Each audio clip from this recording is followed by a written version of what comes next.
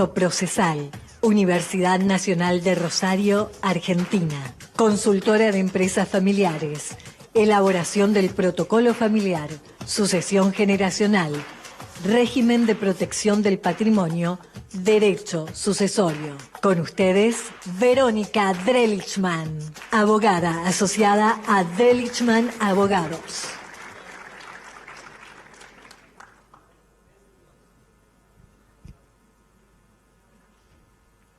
Hola, ahora sí. Buenas tardes a todos, ¿cómo están? Espero que están... Una anécdota que recuerdo bastante presente es... A ver si volvemos. Ahí está. Espero que estén bien de energía, que no estén cansados, comieron los chocolates, así nos revitalizamos un poco para poder seguir.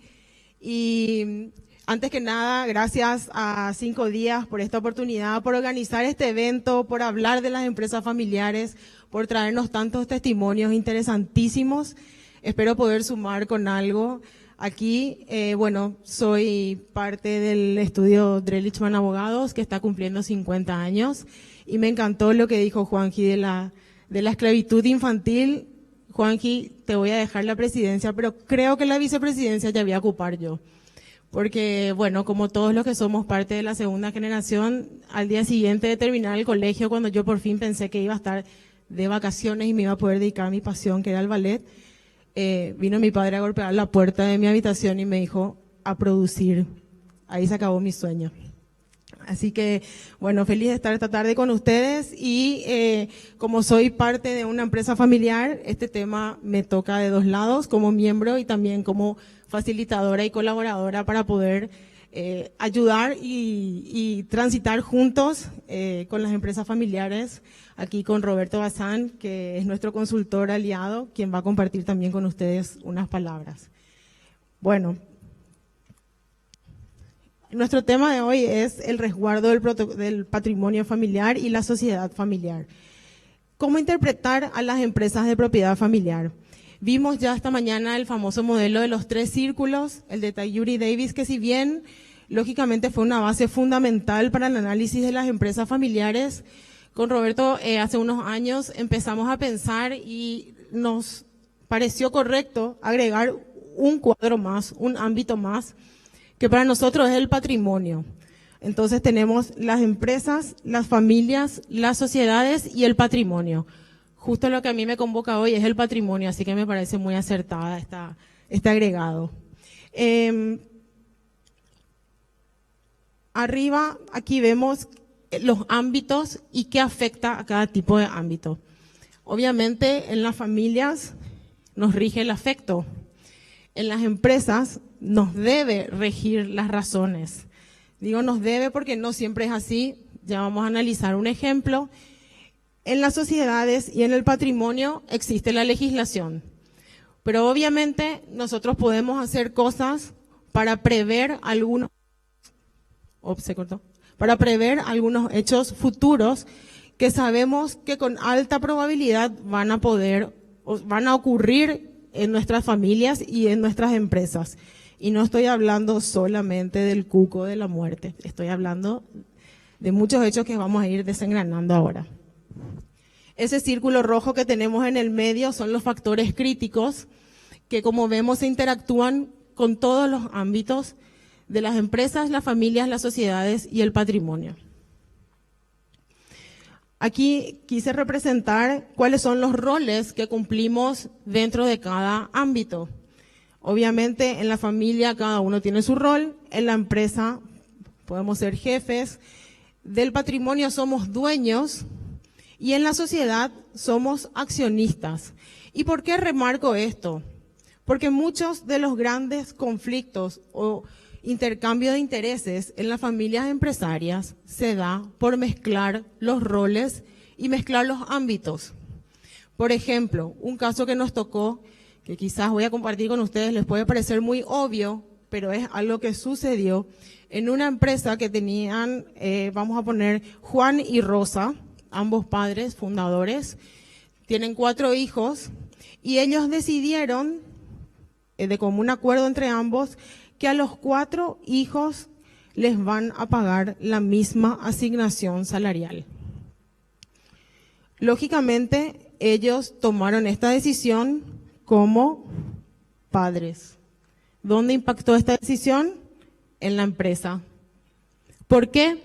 Porque teníamos a Ernesto con 30 años, que hacía ya más de 10, había salido a estudiar al extranjero, vino, hizo su aporte, estaba colaborando con el emprendimiento familiar, y Ernesto ganaba igual que Ana, que tiene 18 años y acababa de ingresar en la empresa.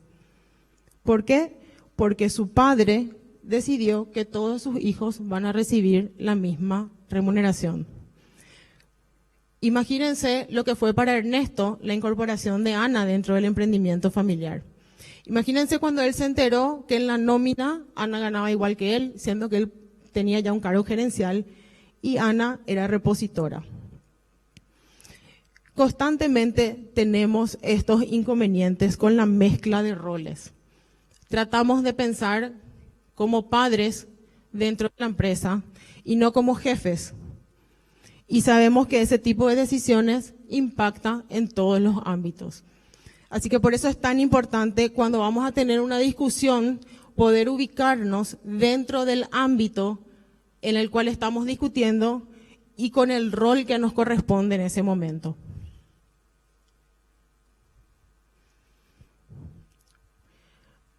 Aquí lo que quisimos fue utilizar algunas preguntas como disparadores, sobre todo para aquella generación vigente.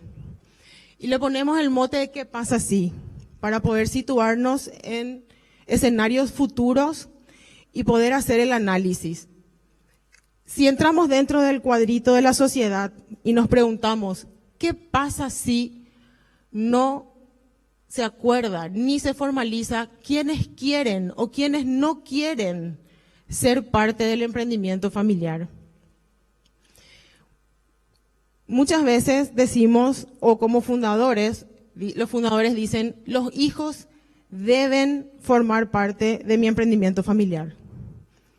Ya dan por hecho, jamás consultaron. El deber implica una imposición. Si decimos, mis hijos pueden ser parte del emprendimiento familiar, hablamos quizás con un desconocimiento porque nunca validamos esa intención. En cambio, si decimos que los hijos quieren ser parte, obviamente hay una claridad de roles y una situación buscada y acordada, o por lo menos conversada. Como recién nos comentó Miguel, el ejemplo de que ellos tienen un fondo para poder también motivar a aquella persona que no quiera permanecer dentro del emprendimiento familiar. Entonces, algunas preguntas, como les dije, para los de la generación vigente. ¿Qué les parece si trasladamos esto a la generación futura y decimos, ok, somos todos familiares, pero realmente queremos ser socios, queremos estar en un futuro compartiendo con los hermanos o con los primos? Nos vemos en una asamblea, nos vemos en un directorio discutiendo estrategias y negocios futuros, o queremos hacer otra cosa. El affectio societatis que hablamos, esa necesidad, ese deseo de poder estar con el socio compartiendo un emprendimiento, eso no se hereda. Es una cuestión de que hay que construir esa propiedad emocional, como llamamos al emprendimiento familiar, y poder validar si la siguiente generación tiene los mismos sueños o no. O también, como es nuestra recomendación, escuché aquí que estuvieron hablando de la visión también. La visión es importantísima, la visión del fundador, porque obviamente nos trajo hasta donde estamos. Pero de aquí en más, les insto a que puedan pensar en una visión compartida. Porque cuando los hijos ya tenemos cierta edad y cierta experiencia, no solamente estamos en el emprendimiento para cumplir los sueños del fundador, sino tenemos también nuestros propios sueños y queremos también aportar nuestra experiencia y nuestras ideas al emprendimiento familiar. Siempre partimos de la base de construir una visión compartida, bigeneracional, que involucre ya a esa generación, no digo futura, esa generación que ya está inserta dentro del negocio familiar de alguna manera y pueda sentirse parte de ese emprendimiento para poder trabajar juntos y comprometerse, porque uno no puede querer lo que no conoce. Aquí quiero citar justamente al señor Mujica, que una vez en una charla le escuché decir que los fundadores tienen que permitirse dudar de sus propias certezas. Todo aquello que consideramos que es cierto o que es verdad, ¿por qué no nos planteamos dudar de eso? ¿Por qué no nos planteamos decir, ¿será que realmente mis hijos quieren compartir un emprendimiento en el futuro? Preguntemos, consultemos. ¿Qué representa la empresa para mis herederos? ¿Se hicieron alguna vez esta pregunta? ¿Representa una oportunidad o representa una obligación? Y por último, y me parece quizás una de las preguntas más importantes, si cada uno de mis herederos pudiera tener el equivalente a su parte en efectivo, ¿ustedes creen que seguirían siendo socios? ¿O quizás efectivizan su parte y hacen algo que les guste más? Volviendo un poco a nuestro cuadro de la sociedad, ¿qué pasa si no se planifica y se formaliza el criterio de venta de acciones entre familiares a terceros no familiares? Tema importantísimo, tema obligado de protocolo familiar, los que lo hicieron saben. Normalmente se habla de una cadena de una cadena de ofrecimientos y compras a la hora de que un familiar quiera deshacerse de su porción dentro del emprendimiento familiar, sea parcial o total. ¿Qué pasa si no se toman las previsiones para el traspaso de las acciones a manos de la siguiente generación? Yendo ya avanzando un poco más y yendo al ámbito del patrimonio, quería compartir con ustedes estas situaciones. Volvemos a la pregunta. ¿Qué pasa si no se planifica con tiempo el destino o la asignación del patrimonio de la empresa y el patrimonio de los socios? Eso que estábamos hablando recién, que dijo Miguel, de la billetera, de la cajita feliz, como digo yo, de sacar todo dentro de una misma bolsa, y no hay división de patrimonios, genera una cantidad inmensa de problemas cuando ya no está la primera generación vigente y la segunda o la tercera generación pretende manejarse de la misma manera. ¿Qué pasa si no tomamos previsiones para blindar el patrimonio? Vamos a hablar un poco más de eso. ¿Qué pasa si no tomamos los criterios para evaluar la empresa? Tema importantísimo. A la hora de querer vender, yo si quiero vender le voy a pedir a mis hermanas 1.000 y ellas me van a querer pagar 300. ¿Cómo evaluamos nuestro emprendimiento familiar? ¿Qué criterio usamos? ¿Usamos el EBITDA? ¿Usamos el patrimonio proyectado? No es un buen momento empezar a discutir qué tipo de criterio vamos a usar cuando hay ya alguien que quiere vender. Eso hay que hacerlo de manera anticipada. Por lo tanto, la perspectiva que queremos proponer en el análisis hoy es trabajar en una sucesión anticipada, una sucesión del management, una sucesión del patrimonio versus un juicio sucesorio. Si estuviera acá mi padre me estaría matando en este momento. Me diría, vos sos abogada, ¿qué estás vendiendo? Realmente lo que no decidimos en vida va a decidir la ley por nosotros después. Y sabemos que la apertura de un juicio sucesorio acarrea un montón de gastos imprevistos y sobre todo cuestiones emocionales también que empiezan a surgir con el advenimiento de un nuevo proceso judicial.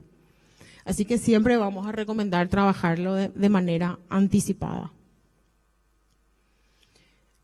Me gustaría también, ya veo que me queda poco tiempo, ir compartiendo estas reflexiones a ver cómo podemos trabajar sobre el patrimonio y sobre la sociedad.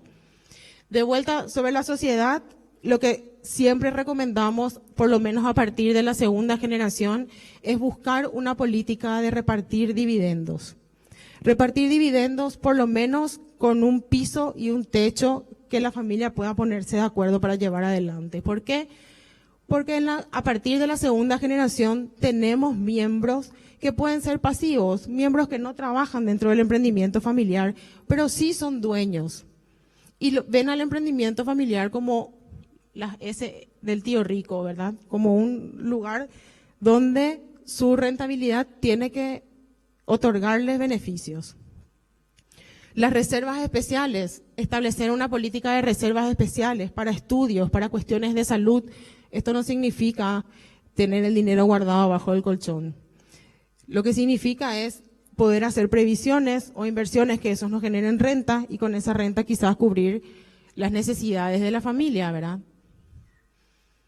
Los retiros anticipados, de qué manera se van a hacer, en cuánto tiempo hay que devolver, eso se va a descontar de utilidades, cuál va a ser la política familiar, se va a cobrar interés, no se va a cobrar interés. Son todos temas que se van tocando en el desarrollo de un protocolo familiar y en las actualizaciones posteriores del mismo. Como hablamos ya, la política de venta de acciones, quién puede comprar primero, si son primos, normalmente se sugiere que siempre compren los hermanos de la misma rama y luego se pueda ir a la otra rama para no quebrantar ese equilibrio societario que existe. La política de uso de bienes de la sociedad. En la sociedad tenemos, como se habló también ya esta mañana, podemos tener campos, podemos tener rodados. No significa que eso es mío y que yo puedo usarlo libremente. ¿Qué pasa si agarro el vehículo de la empresa, me voy y tengo un accidente? ¿Quién paga eso? Hay una responsabilidad civil también. Así que estos son temas, ¿se acuerdan que hablamos en el primer cuadro de los factores críticos? Estos son los factores críticos que hay y las conversaciones difíciles que hay que ir teniendo dentro de la construcción de los acuerdos. Ya en el ámbito del patrimonio, hablamos de las enfermedades. ¿Qué pasa si un socio se enferma y no tiene medios para poder cubrir? En la empresa se va a crear, hay familias que deciden armar un combo y pagar un seguro médico entre todos, internacional, que les cuesta más económico. ¿Qué pasa si a uno de los socios, qué pasa si yo que trabajo dentro del emprendimiento familiar de repente tengo un accidente, no puedo trabajar y eso me impide llevar mi salario a mi casa? ¿Qué pasa si tengo una incapacidad permanente? Nos tocó lastimosamente un caso en que, bueno, uno de los socios quedó incapacitado permanentemente, pero en el protocolo familiar ellos habían elaborado una regla que decía que ante esta situación, la empresa le iba a cubrir el salario al familiar que trabajaba durante un año. Entonces, durante ese año, esa familia no sintió ese golpe de dejar de percibir esa remuneración mensual que era su sustento, ¿verdad? Porque sabemos que a veces hay dividendos, a veces no hay, o sea, no podemos considerar los dividendos como un sustento cotidiano para la familia. Entonces, ellos, la previsión que habían realizado era entregarle a este socio el equivalente a su salario durante un año. Con eso ellos pudieron pagar algunos de estos médicos y volver a reorganizar la vida de este socio que ya no podía trabajar. Pero imagínense lo que hubiera sido el hecho de que ellos no tengan pactado esa regla y la esposa de este socio que quedó incapacitado, encima de este accidente, tenga otra vez que ir a recurrir a la familia política para pedir ayuda, ¿verdad? O sea, de hecho que eso le ayudó muchísimo porque tenía hijos menores todavía en edad escolar. Bueno, acá tenemos el caso del fallecimiento, ¿verdad? ¿Qué pasa si un socio fallece? Obviamente sabemos que la parte patrimonial, la ley nos dice, pero hasta que se pueda abrir una sucesión, transferir los bienes, o por qué no pensamos en alguna salida como algún anticipo ya de herencia con reserva de usufructo, o sea, herramientas hay muchas para poder utilizar y no llegar a depender de que se nombre un administrador judicial para poder manejar los bienes de una sociedad. Un caso también que vivimos que fue muy complicado fue una persona que era presidente de un directorio de una empresa que vende inmuebles y bueno, el señor falleció y era el único que tenía firma registrada para poder firmar las transferencias.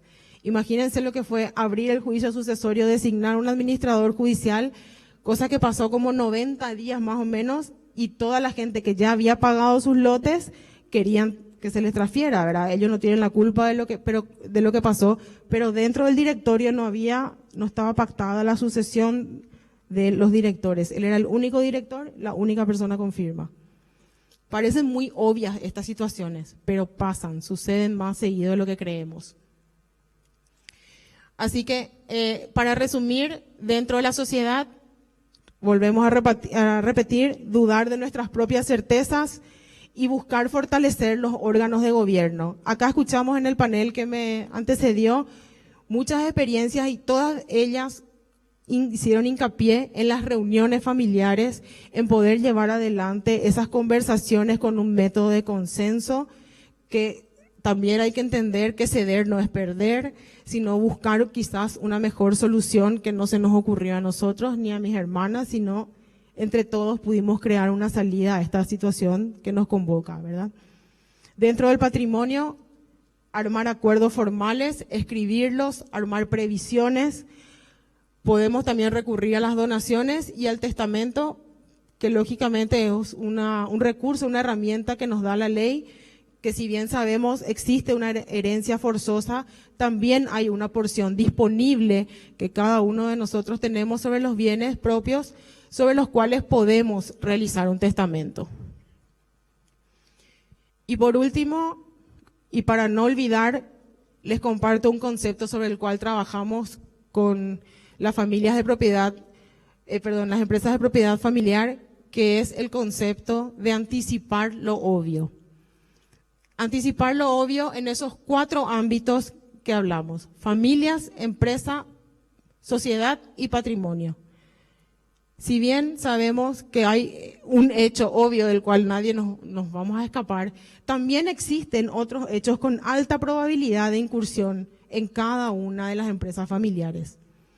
Es un excelente negocio para las empresas de propiedad familiar que pretenden perdurar en las sucesivas generaciones, pararse hoy y pensar en situaciones futuras y tratar de resolverlas hoy con la frialdad quizás de esa situación que no nos está carcomiendo. Les invito a poder pensar sobre eso y a poder reflexionar sobre las preguntas que también les dejé hoy. Muchas gracias por su atención.